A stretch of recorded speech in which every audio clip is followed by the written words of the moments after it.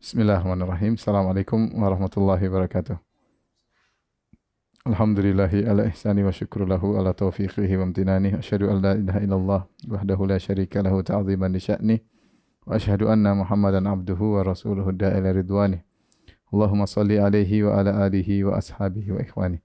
Para pemirsa yang dirahmati Allah Subhanahu wa taala, pada kesempatan yang berbahagia ini kita melanjutkan bahasan kita tentang kisah para anbiya, para orang-orang mulia yang dipilih oleh Allah Subhanahu wa taala, yang Allah menyuruh kita untuk meniru mereka. Fabihudahum muqtadih, ikutilah petunjuk mereka. Dan pada kesempatan yang berbahagia ini kita akan menyampaikan tentang kisah Nabi Ishak alaihissalam dan juga anaknya Yakub alaihissalam, yang merupakan nenek moyang dari Bani Israel. Nabi sallallahu alaihi wasallam dalam Sahih Al-Bukhari pernah memuji Nabi Yusuf alaihissalam beserta nenek moyangnya. Kata Nabi sallallahu alaihi wasallam, Al-Karim, Ibnul Karim, Ibnul Karim, Ibnul Karim, Yusuf bin Yakub bin Ishak bin Ibrahim alaihimussalam. Dalam hadis Ibnu Umar. Kata Nabi, yang mulia, putranya yang mulia, putranya yang mulia, putranya yang mulia. Siapakah ini? Ternyata maksudnya Nabi adalah Yusuf alaihissalam, putranya Yakub alaihissalam, bin Yakub, kemudian bin Ishak, bin Ibrahim. Ya, yang keempat Nabi ini disebut dengan orang-orang yang mulia. Subhanallah, silsilah para Nabi, mulai dari Nabi Ibrahim, kemudian Ishak, kemudian Yakub, kemudian Nabi Yusuf alaihissalam. Berbeda dengan Nabi Muhammad SAW, ya, Nabi Ibrahim, kemudian Ismail, kemudian jauh baru kemudian muncul Nabi Muhammad SAW. Adapun kisah Nabi Ishak alaihissalam, maka kita tidak dapati banyak penyebutannya dalam Al-Quran secara detail, tidak ada, kecuali hanya sebutan sedikit-sedikit. Hanya kita tahu bagaimana kisah kelahiran Nabi Ishak, sebagaimana pernah kita sebutkan dalam kisah Nabi Lut alaihissalam atau Nabi Ibrahim alaihissalam, di mana Ishak lahir dari kedua orang tua yang sudah sangat tua. Ibrahim alaihissalam sudah sangat tua, dan ibunya Sarah tua lagi mandul. Ya, makanya waktu kata malaikat, fabasyarnahu bi Ishaq wa mi wara'i Ishaq Yaqub. Kata Allah, maka kami memberi kabar gembira kepada istrinya, fabasyarnaha bi Ishaq. Itu kami beri kabar gembira kepada Sarah bahwa dia akan punya anak namanya Ishaq. Wa mi wara'i Ishaq Yaqub, dan setelah Ishaq dia punya anak lagi namanya Yaqub, yaitu anaknya Ishaq Yaqub. Ini kabar gembira luar biasa bahwasanya dia akan punya anak Ishaq, dan Ishaq ini akan punya anak namanya Yaqub. Makanya dia mengatakan, ya wailata a'alidu wa ana ajuzun wa hadha ba'li syaikha.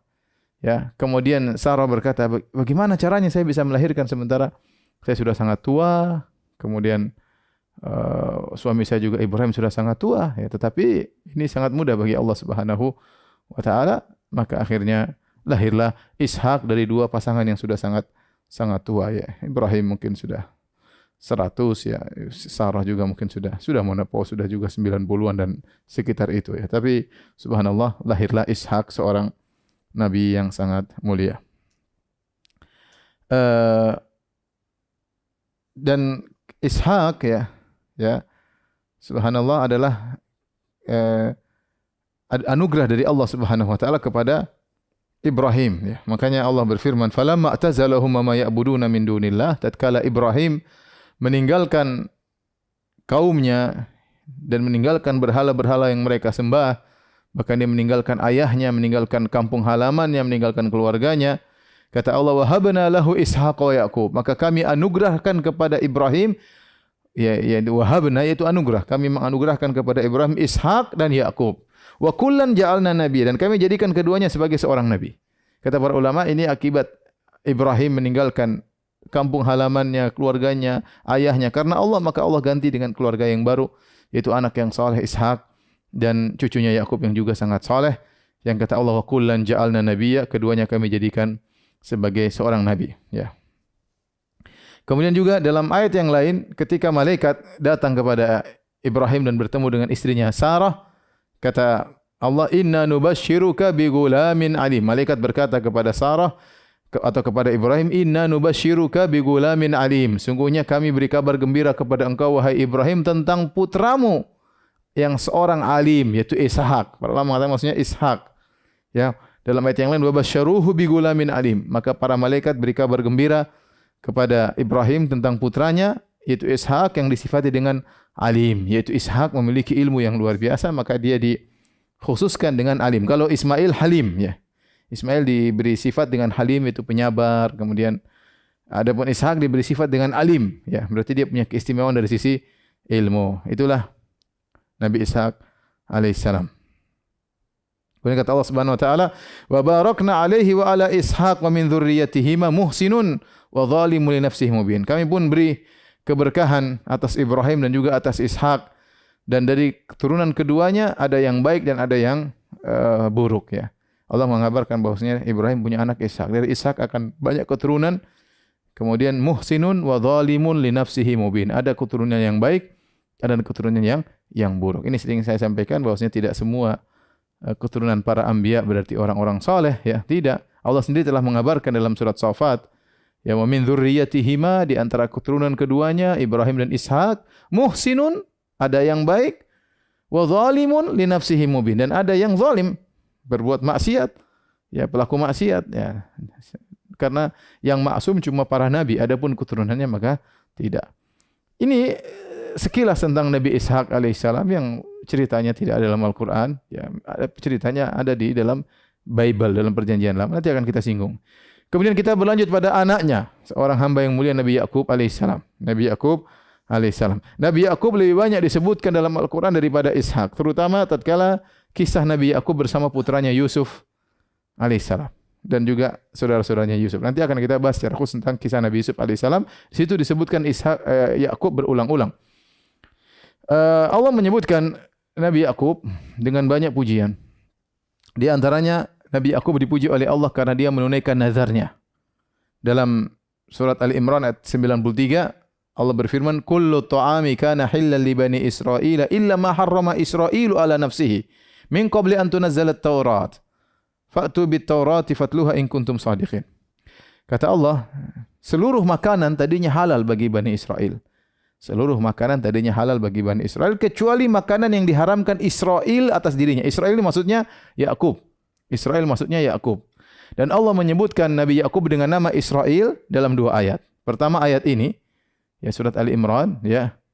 Kemudian ayat yang kedua dalam surat Maryam, ya, di mana Allah Subhanahu wa taala sebutkan juga dengan nama Israel, ya. Nanti akan kita sebutkan makna dari Israel. Tapi intinya ini adalah Allah Subhanahu wa taala sebutkan bahwasanya Israel di antara kemuliaannya dia menunaikan nazar. Jadi ayat ini turun bagaimana? Kata ahli tafsir di antaranya Syekh Abdurrahman bin Nasir As-Sa'di rahimahullahu taala, bahwasanya orang-orang Yahudi mereka mengingkari Nabi Isa. Orang Yahudi kan pengikut Yakub alaihissalam. Bani Israel itu anak-anaknya Yakub. Kemudian mereka mengingkari Nabi Isa. Kenapa? Karena Nabi Isa datang dengan nasakh. Nabi Isa datang merubah hukum-hukum. Uhilla lakum ma hurrima alaikum. Aku menghalalkan bagi kalian wahai orang-orang Bani Israel yang dulu diharamkan bagi kalian. Mereka protes, kata mereka tidak ada, Taurat enggak bisa terima nasikh dan mansukh, enggak ada namanya mansukh. Sementara Isa bin Maryam datang ingin merubah isi Taurat, maka mereka tidak terima. Mereka tidak terima. Apalagi kemudian datang Nabi Muhammad SAW yang kemudian merubah secara total Taurat dan Injil.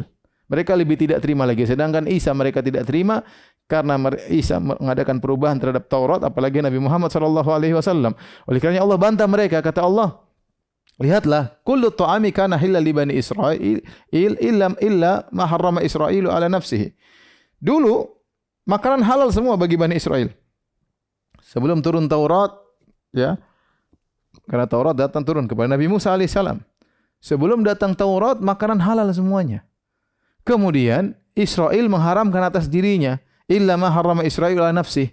Israel mengharamkan makanan kepada dirinya. Kenapa? Apa ceritanya Israel mengharamkan?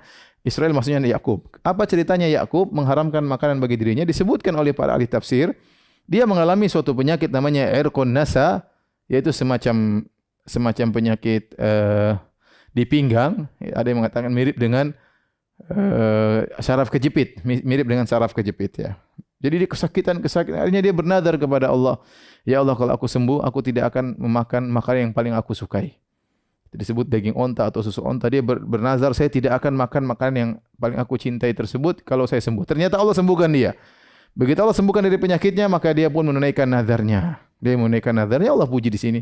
Bagaimana Israil atau Yakub alaihissalam menunaikan nazarnya, akhirnya dia tidak makan onta dan tidak minum susu onta. Di sini Allah ingin membantah mereka, kalian melarang nasakh sementara perubahan hukum pernah terjadi. Dahulu sebelum Taurat turun, makanan halal kecuali yang diharamkan oleh Israel. Kemudian setelah datang Taurat, berubah lagi hukumnya. Kemudian ada pengharaman akibat perbuatan mereka, sebagian makanan diharamkan. Kemudian datang Nabi Isa alaihissalam menghalalkan apa yang diharamkan, dan ini mudah terjadi. Ini aturan Allah. Kemudian datang Muhammad sallallahu alaihi wasallam memberi aturan baru, enggak ada masalah. Ini bukan alasan bagi kalian untuk menolak Nabi Muhammad atau menolak Nabi Isa alaihissalam. Kemudian di antara sifat yang Allah sebutkan tentang Nabi Yakub, Allah sebutkan Nabi Yakub adalah orang yang memiliki ilmu. Dalam surat Yusuf kata Allah, "Wa innahu ladzu ilmin lima 'allamnahu walakinna aktsaran nasi la ya'lamun." Sungguhnya Yakub itu adalah pemilik ilmu.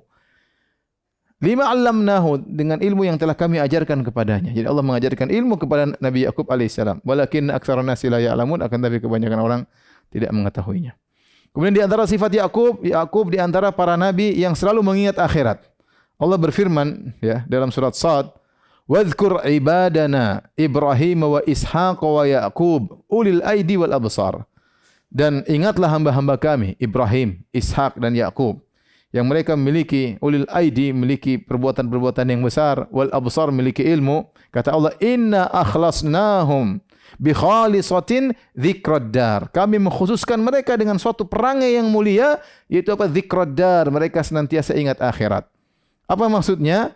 Ya, kata para ulama, di antaranya Al-Qurtubi, yaitu mereka selalu mengingat akhirat dan mereka semangat untuk menuju akhirat dan mereka mengingatkan manusia untuk akhirat. Ini ciri Ibrahim, Ishak dan Yakub.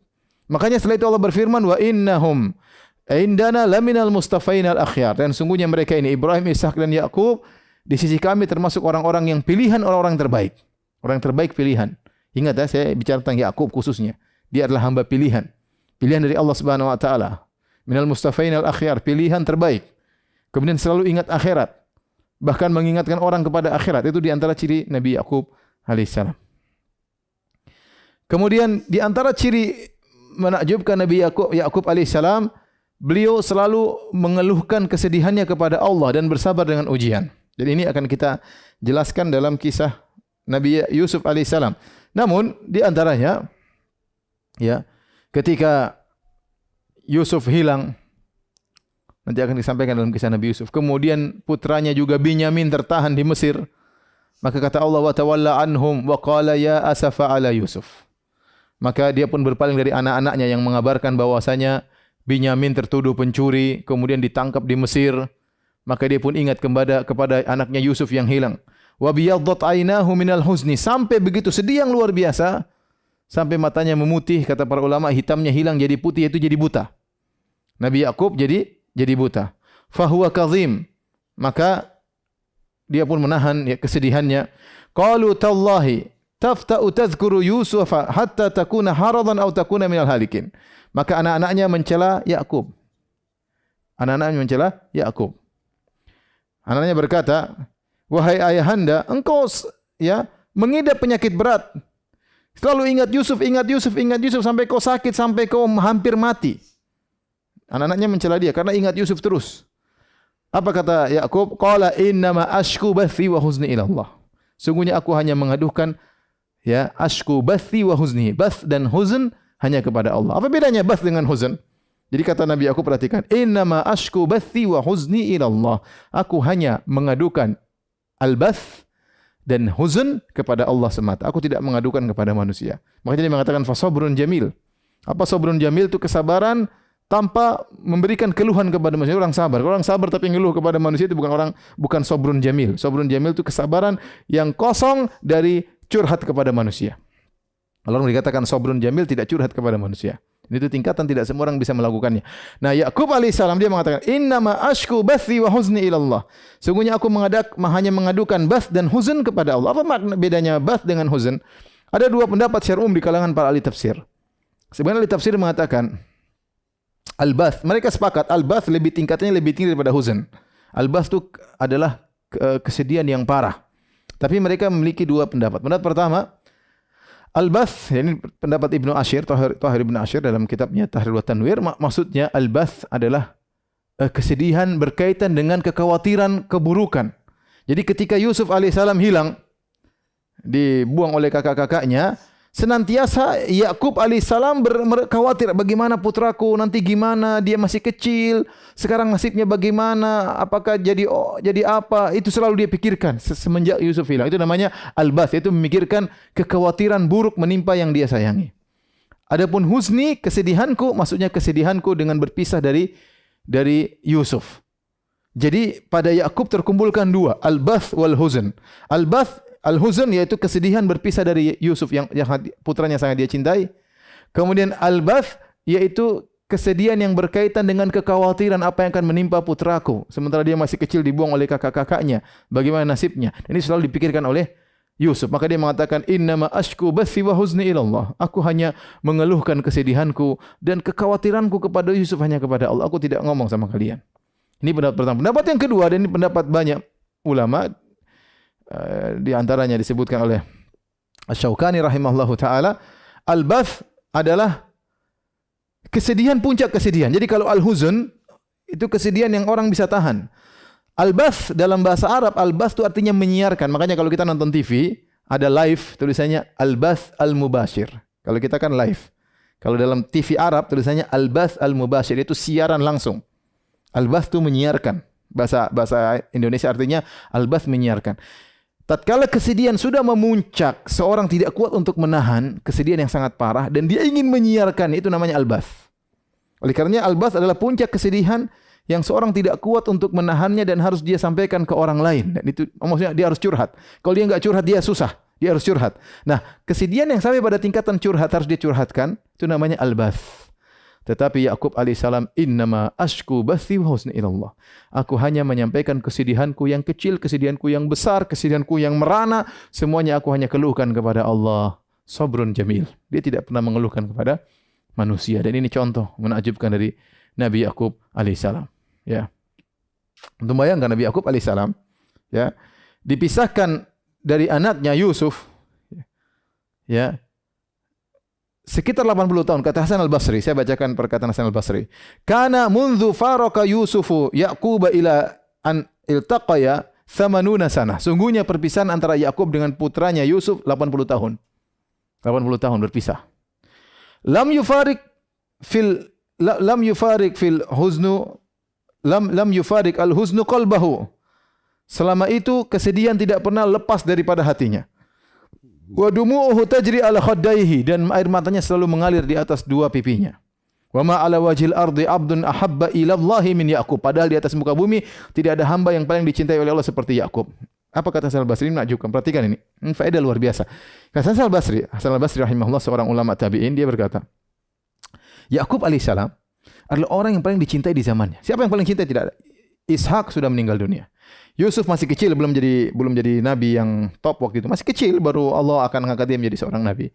Yang paling mulia di atas muka bumi tatkala itu adalah Yakub alaihissalam. Tetapi 80 tahun semenjak dia berpisah dari Yusuf selalu menangis, tidak pernah berhenti menangis. Sampai ujungnya terakhir dia buta alaihissalam. Padahal dia adalah orang yang paling dicintai oleh Allah di atas muka bumi ini.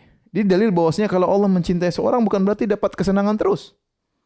Bukan berarti kalau orang disayang sama Allah berarti dia kaya, kemudian dia selalu sehat, dia selalu senang-senang, tidak ada masalah problematika, tidak ada. Bukan begitu, tidak harus demikian. Lihat Yusuf alaihissalam, lihat Yakub alaihissalam, orang yang paling dicintai oleh Allah tapi penderitaannya 80 tahun, tidak berhenti-berhenti. Selalu menangis. Maka maksud saya ini berat, ini teori, tapi ini teori kita berusaha ngerti dulu, entah prakteknya urusan belakangan. Tapi maksud saya, kalau kita terkena musibah, jangan selalu suudzon kepada Allah. Kita enggak tahu. Bisa jadi Anda dikasih musibah karena Allah sayang kepada Anda. Kata Nabi SAW, Inna Allah idha ahabba qawman ibtalahum. Sungguhnya Allah jika mencintai suatu kaum, Allah akan menguji mereka. Oleh karena ini Yakub alaihissalam seorang yang sabar luar biasa. Kemudian di antara sifat mulia Yakub alaihissalam, perhatian dia kepada anak-anaknya. Perhatian luar biasa. Saya akan sebutkan beberapa perhatian. Pertama, sabar dia terhadap anak-anaknya durhaka. Anaknya 12, nanti akan disebut. Anaknya 12 laki-laki durhaka, kurang ajar. Yang tidak kurang ajar cuma Yusuf sama Binyamin.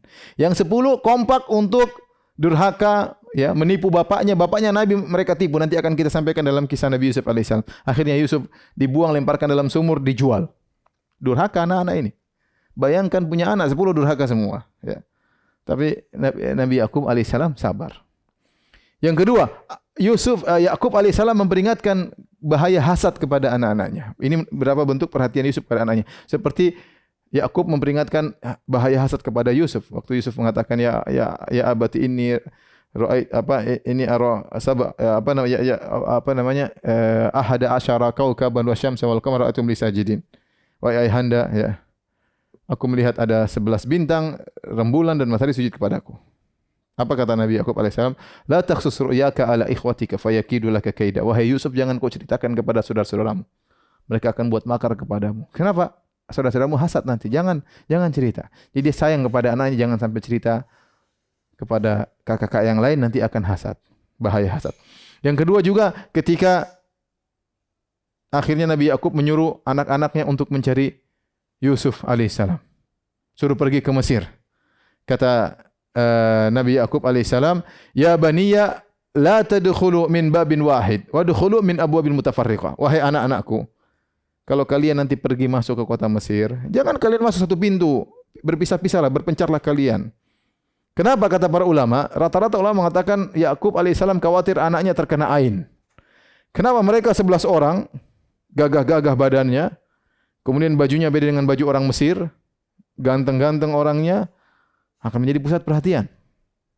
Maka pisah-pisahlah, satu dari pintu sana, satu dari pintu sini.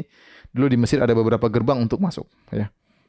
Ini nasihat kenapa? Agar jangan mereka terkena hasad. Ya. Atau jangan sampai mereka jadi pusat perhatian, kemudian ada para pencuri atau penyamun yang akan merampok mereka. Kemudian Nabi Yakub juga mengajarkan kepada anaknya untuk bertawakal. Setelah Nabi Yakub berkata, "La tadkhulu min babin wahid wa adkhulu min abwabin mutafarriqah wa ma ughni 'ankum min Allahi min syai'. Inil hukmu illa lillah. Alaihi tawakkaltu wa alaihi falyatawakkalul mutawakkilun." Perhatikan kata Nabi Yakub, "Wahai putra-putraku, kalian ingin ketemu pembesar di Mesir. Caranya bagaimana? Masuklah kalian ke Mesir, jangan bareng-bareng satu pintu, pergilah dengan pintu yang berbeda-beda. Kenapa kalau kalian masuk satu pintu rame-rame, bisa kalian dihalangi, bisa ada yang mencuri, ada yang merampok, bisa terkena ain, bisa akhirnya kalian tidak sampai pada sang pembesar yang baik yang ada di Mesir. Maka masuklah kalian dari pintu yang berbeda-beda. Tapi ingat, kata Nabi Yakub, "Mama ugni ankum minallahi syai'a." Mama ugni ankum minallahi min syai'. Aku tidak bisa. Ini sekedar ide, sekedar nasihat, tapi urusan Allah. Ini sekedar nasihat tapi keputusan di tangan Allah. Oleh karenanya, inil hukmu illa lillah. Keputusan di tangan Allah. Kalian sudah berusaha, kalau terjadi sesuatu ya bukan urusanku. Serahkan. Jadi serahkan kepada Allah. Alaihi tawakkaltu, aku bertawakal kepada Allah. Wa alaihi falyatawakkal mutawakkilun. Hendaknya orang-orang bertawakal kepada Allah. Jadi Yakub alaihissalam mengajarkan namanya tawakal yang benar adalah berusaha. Jangan masuk bareng-bareng, masuk berpisah-pisah. Tapi jangan sampai hatimu terikat kepada sebab tersebut. Karena keberhasilan hanyalah urusan Allah Subhanahu wa taala. Ini nasihat luar biasa dari Yakub kepada putra-putranya. Kemudian juga Yakub mengajarkan kepada anaknya itu tidak putus asa. Ya bani yadhhabu fatahassasu min Yusufa wa akhihi wa la tayasu min rahillah. Wahai anak-anakku, pergilah kalian carilah kabar tentang Yusuf dan saudaranya dan jangan kalian putus asa dari rahmat Allah. Jangan pernah putus asa, kata Nabi Yakub.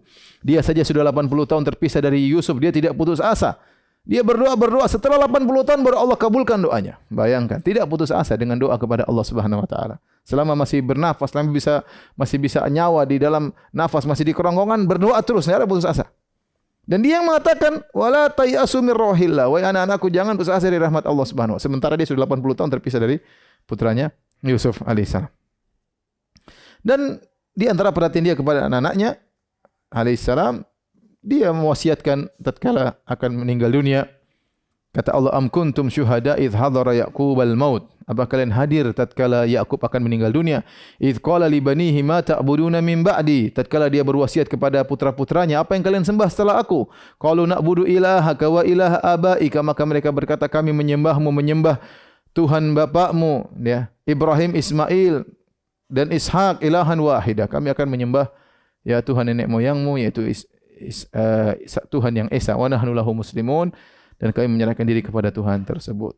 Inilah kisah Nabi Yakub alaihissalam dalam Al-Quran. dan kebanyakannya disebutkan dalam kisah Nabi Yusuf alaihissalam.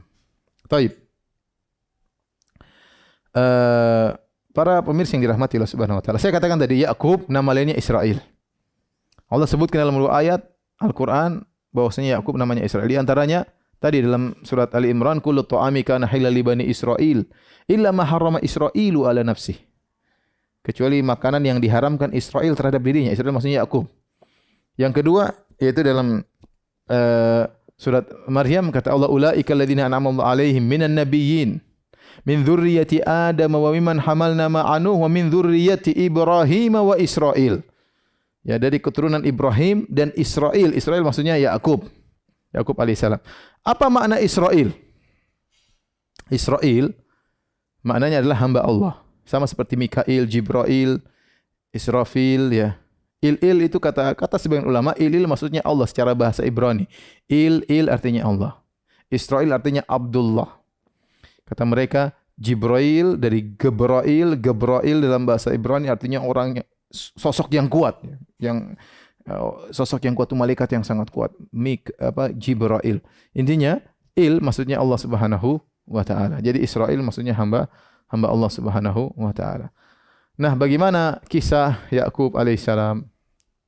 Kita tidak mendapat literatur dalam berita tentang Nabi Yakub yang detail dalam literatur Islam. Kita hanya mendapat berita tentang Yakub alaihissalam dalam literatur orang-orang ahlul kitab. Oleh karenanya para ulama yang bahas tentang Nabi Yakub alaihissalam mereka menukil dari Israiliyat, dari literatur ahlul kitab. Di antaranya dari Perjanjian Lama. Bahkan cerita tentang Yakub dinukil secara total yaitu dinukil dengan nukilan yang panjang oleh Ibnu Katsir rahimahullah dalam kitabnya Qasasul Anbiya. Itu diambil dari Perjanjian Lama. Namun kita tahu ceritanya aneh. Maka pada kesempatan kali ini saya akan menyampaikan tentang kisah Yakub alaihissalam menurut Perjanjian Lama. Kita bandingkan dengan bagaimana Yakub dalam Islam. Para pemirsa yang dirahmati Allah Subhanahu wa taala. Jadi disebutkan dalam literatur Israiliyat dalam Perjanjian Lama, setelah Nabi Ibrahim dianugerahi oleh Ismail dengan pernikahannya dengan Hajar, kemudian Hajar akhirnya mengungsi dibawa ke Mekah, maka setelah itu 14 tahun kemudian atau 13 tahun kemudian lahirlah Ishak. Kemudian Ishak menikah dan punya anak dua, namanya Isu atau Al-Is dengan Yakub. Ishak punya anak namanya Al-Isu dan Yakub, dan istrinya namanya Ribqah atau dalam literatur Islam namanya Rifqah. Istri namanya Ribqah. Hingga Isu hobinya berburu dan dia pandai berburu. Adapun Yakub sering di rumah membantu ibunya. Oleh karena ibunya sangat sayang kepada Yakub. Ingat, ini literatur Perjanjian Lama, bukan hadis yang sahih. Saya ingin menyampaikan dalam Perjanjian Lama, ya. Sehingga tiba saatnya Ishak ingin memberikan keberkatan atau kenabian kepada putranya yang paling sulung, yaitu Isu. Jadi Isu lebih kakak, Yakub adiknya. Saya bacakan ceritanya dalam Perjanjian Lama. Ketika Ishak sudah tua dan matanya telah kabur, sehingga ia tidak dapat melihat lagi, dipanggillah Isu, anak sulungnya. Serta ia berkata kepada anaknya, "Anakku." Sahut anaknya, "Ya Bapak." Berkatalah Ishak, "Lihat, aku sudah tua. Aku tidak tahu bila hari kematianku, kapan hari kematianku, aku mau mati intinya. Maka sekarang ambillah senjatamu, tabung panahmu dan busurmu, pergilah ke padang dan burulah bagiku seekor binatang. Olahlah bagiku makanan yang enak dari binatang tersebut seperti yang aku sukai. Sesudah itu bawalah kepadaku supaya aku makan, agar aku memberkati engkau sebelum aku mati." Jadi dia merasa dia akan mati, dia suruh anaknya Isu untuk berburu makan makanan enak, dari setelah itu baru dia kasih keberkahan agar Isu menjadi nabi. Rupanya ibunya Ribka mendengarkannya, istrinya Ishak, yaitu ibunya Isu dan ibunya Yakub dengar. Ketika Isu berkata kepada anaknya, Ribka mendengarkannya. Setelah Isu pergi ke padang memburu seekor binatang untuk dibawanya kepada ayahnya, berkatalah Ribka kepada Yakub anaknya. Ribka sayang kepada Yakub si bungsu. "Telah ku dengar ayahmu berkata kepada Isu kakakmu, bawalah bagiku seekor binatang buruan dan olahlah bagiku makanan yang enak supaya ku makan dan supaya aku memberkati engkau di hadapan Tuhan sebelum aku mati." Maka sekarang anakku, dengarkanlah perkataanku, seperti yang kuperintahkan kepadamu. Pergilah ke tempat kambing domba kita. Ambillah dari sana 2 anak kambing yang baik, maka aku akan mengolahnya menjadi makanan yang enak bagi ayahmu, seperti yang digemari. Bawalah itu kepada ayahmu, supaya dimakannya, agar dia memberkati engkau sebelum ia mati. Bismillah. Jadi maksudnya apa? Maksudnya Ribka karena sayang kepada si bungsu Yakub, maka dia ingin menipu bapaknya. Harusnya kenabian turun kepada kakaknya Isu.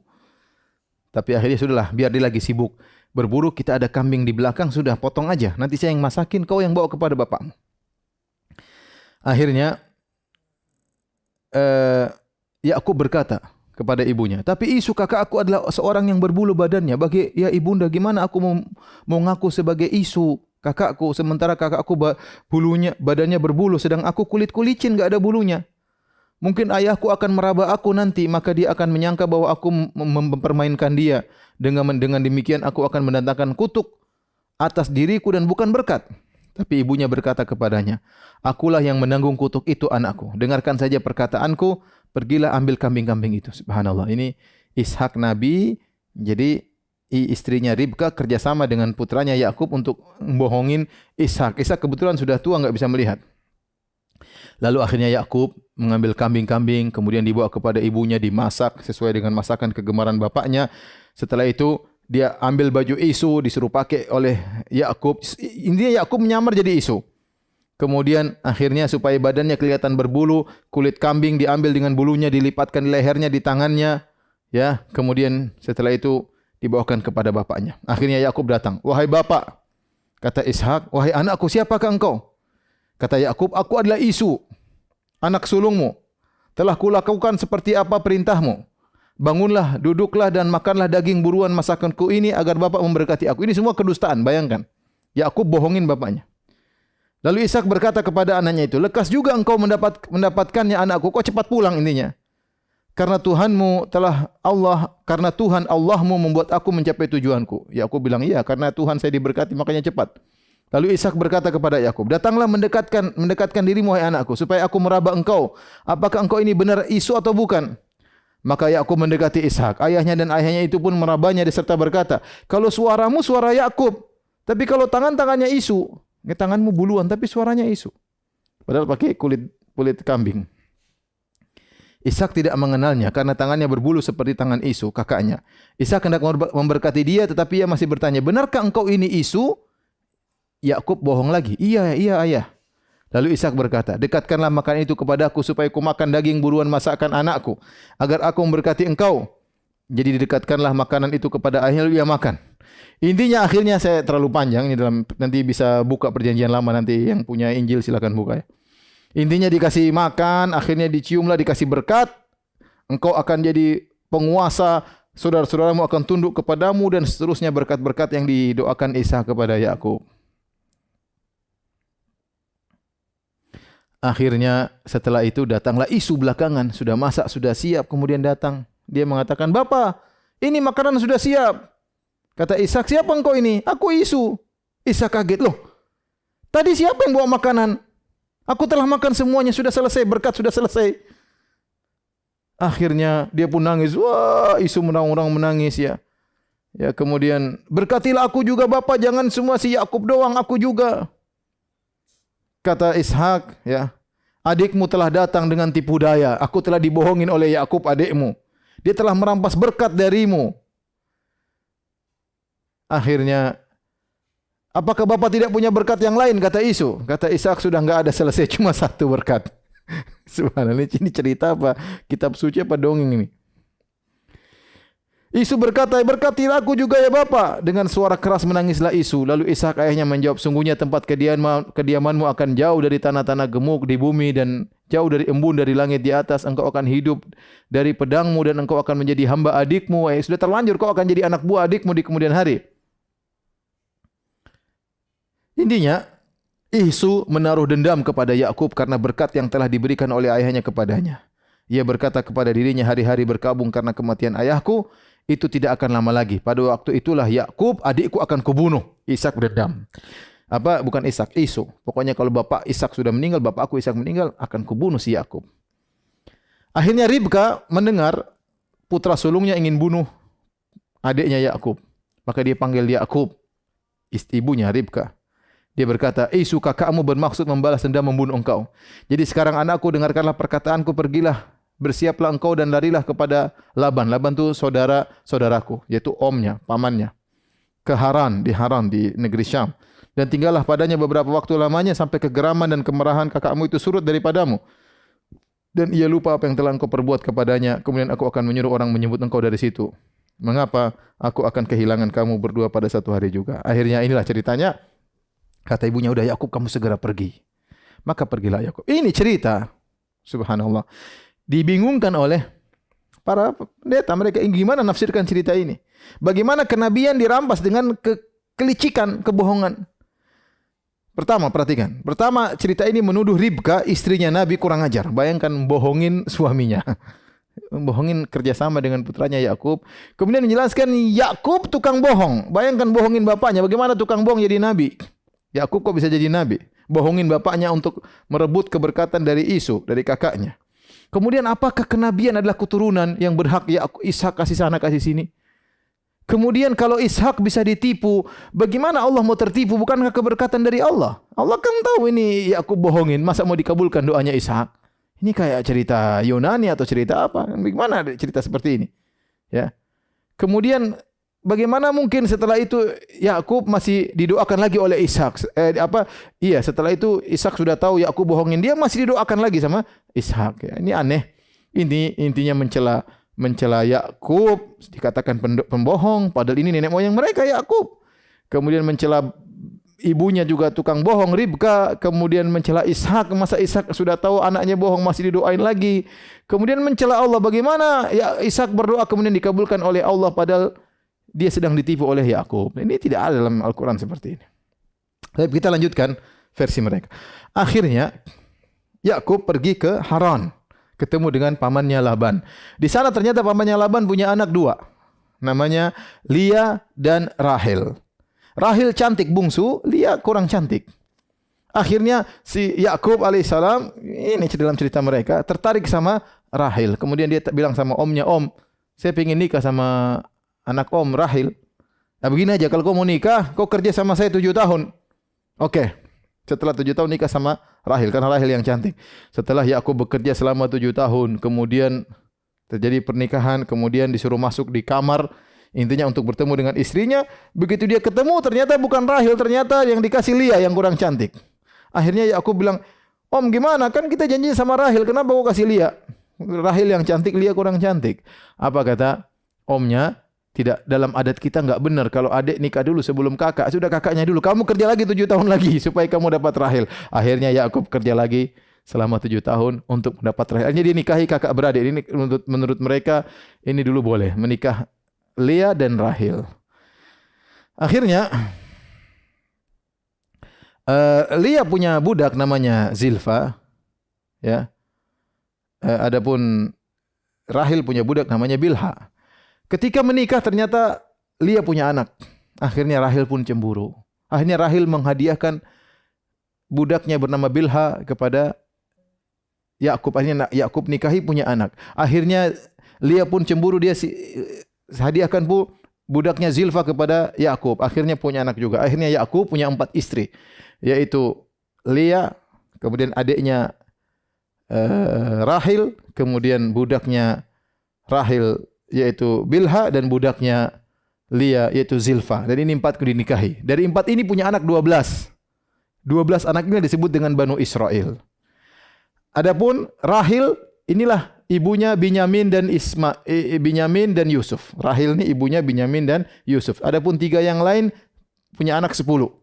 10 sisanya dari 3 ibu tersebut. Saya bacakan ini dalam Perjanjian Lama, bisa dilihat dalam kitab Kejadian 35 ayat 23 sampai 27. Dari istri pertamanya Lea lahirlah anak bernama Ruben, Simon, Lawi, Yahuda, Isakhar dan Zebulon. Dari Rahel lahir Yusuf dan Binyamin. Dari Bilha lahirlah Dan dan Naftali. Dan dari Zilfa, Gad dan Aser. Inilah 12 anak dari Yakub, yang 12 anak disebut dengan Bani Israel. 2 di antaranya Benyamin dan Yusuf, ibunya Rahel. Sisanya nanti cemburu kepada Benyamin dan Yusuf. Akan kita sebut dalam kisah Nabi Yusuf alaihissalam. Baik, kita masih ada sedikit waktu. Di antara cerita yang aneh dalam Bible, dalam Perjanjian Lama, kisah judulnya Yakub bergulat melawan Allah. Bayangkan, Yakub bergulat melawan Allah. Jadi Yakub berkelahi lawan Tuhan. Ini aneh dan ini cerita dibikin bingung para pendeta gimana menafsirkan cerita ini. Sampai sekarang mereka bingung coba tafsirkan cerita ini. Jadi ceritanya suatu hari, jadi Yakub ini takut tahu kakaknya Isu datang ingin membunuh dia, maka dia pun kabur ketakutan. Ya, sampai dia bawa istrinya, kedua istrinya, bawa kedua budaknya, akhirnya menyeberangi tempat sungai dan yang lainnya. Dia pergi, ya. Ketika, ya, saya bacakan penulisannya. Pada malam itu Yakub bangun dan ia membawa kedua istrinya, kedua budaknya perempuan dan ke-11 anaknya, dan menyeberangi di tempat penyeberangan sungai Yabok. Sesudah ia menyeberangkan mereka, ia menyeberangkan juga segala miliknya. Lalu tinggallah Yakub seorang diri. Perhatikan, dan seorang laki-laki bergulat dengan dia sampai fajar menyingsing. Ada orang laki-laki bergulat sama dia. Ketika orang itu melihat bahwa ia tidak dapat mengalahkannya, orang yang berkelahi dengan Yakub tidak bisa mengalahkan Yakub, ia pukul sendi pangkal Yakub. Maka pangkal Yakub dipukul sama orang tersebut. Lalu kata orang itu, biarkanlah aku pergi karena fajar telah menyingsing. Lepasin aku ingin balik karena fajar sudah terbit. Sahut Yakub, aku tidak akan biarkan engkau pergi jika engkau tidak memberkati aku. Berkati aku dulu sebelum kau pergi. Bayangkan, Tuhan ditangkap suruh kasih berkat. Bertanyalah orang itu kepadanya, siapa namamu? Sahutnya Yakub. Lalu kata orang itu, namamu tidak akan disebut lagi Yakub tapi Israel. Ini asal muasal kenapa menurut mereka Yakub disebut Israel, karena sempat nangkap Tuhan enggak bisa pergi. Sebab engkau telah bergumul melawan Allah dan manusia dan engkau menang. Bayangkan, lawan Tuhan kalah, dia menang. Ya. Kata Yakub, katakanlah juga namamu, tapi sahutnya, mengapa engkau menanyakan namaku? Lalu diberkatinya lah Yakub di situ. Jadi Tuhan ini kasih berkat sama Yakub. Yakub menamai tempat itu dengan Peniel, sebab katanya, aku telah melihat Allah berhadapan muka, tetapi nyawaku tertolong. Lalu tampaklah kepadanya matahari terbit ketika ia telah melewati Peniel, dan Yakub pincang karena pangkal pahanya tadi dipukul Tuhan. Itulah sebabnya sampai sekarang orang Israel tidak memakan daging yang menutupi sendi pangkal paha, karena dia telah memukul, karena dia besar, karena dia Allah telah memukul sendi pangkal Yakub pada otot pangkal pahanya. Buka kitab Kejadian 32 ayat 22 sampai 32. Lihat, ini kisah Tuhan kalah gelut sama Nabi Yakub alaihissalam. Cuma ini aneh, coba bayangkan. Sebelumnya disebutkan, ini kan ayat Kejadian 32 ayat 20 sampai 32. Sebelumnya ayat 21, ayat 1 sampai 21 cerita bagaimana Yakub ketakutan mau dibunuh sama kakaknya Isu. Tahu-tahu dia ketakutan manusia, tahu-tahu berkelahi sama Tuhan kalah. Kemudian Tuhan mau minta izin, wah Yakub, lepasin aku, sebentar lagi fajar menyingsing. Emang Tuhan kalau fajar menyingsing, Tuhan kenapa? Kayaknya tugasnya harus segera kembali ke langit sebelum fajar menyingsing. Apa Tuhan punya kerja waktu tertentu ya, dan yang lainnya. Kemudian Tuhan minta dilepasin. Yakub paksa. Enggak, saya enggak dilepasin engkau sampai engkau kasih berkat sama saya. Subhanallah. Tuhan dipaksa sama Yakub alaihissalam. Ya. Terus apa fungsinya Allah menceritakan kisah ini dalam Perjanjian Lama di Taurat? Apa membanggakan bahwasanya hambanya yang pernah dia ciptakan pernah mengalahkan dia. Intinya, kisah ini membuat rahib dan para pendeta Nasara kebingungan menghadapi teks ini.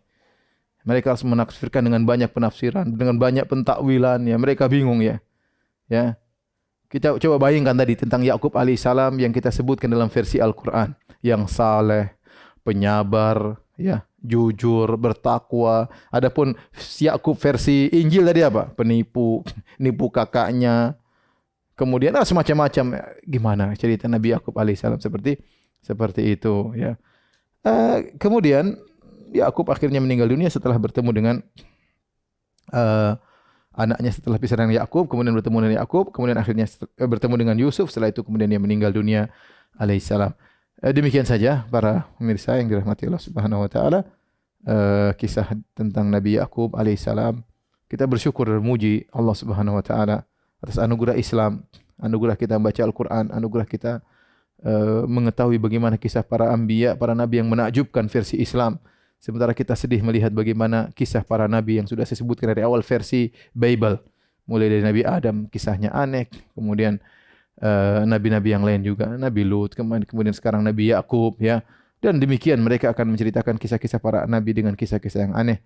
Kita bersyukur bahwasanya kita di Islam ini bukti bahwasanya tuduhan mereka bahwasanya Muhammad hanya mencuplik daripada Taurat dan Injil itu tidak benar, karena Nabi Muhammad SAW adalah ummi, tidak bisa baca, tidak bisa tulis, dan kemudian ceritanya beda.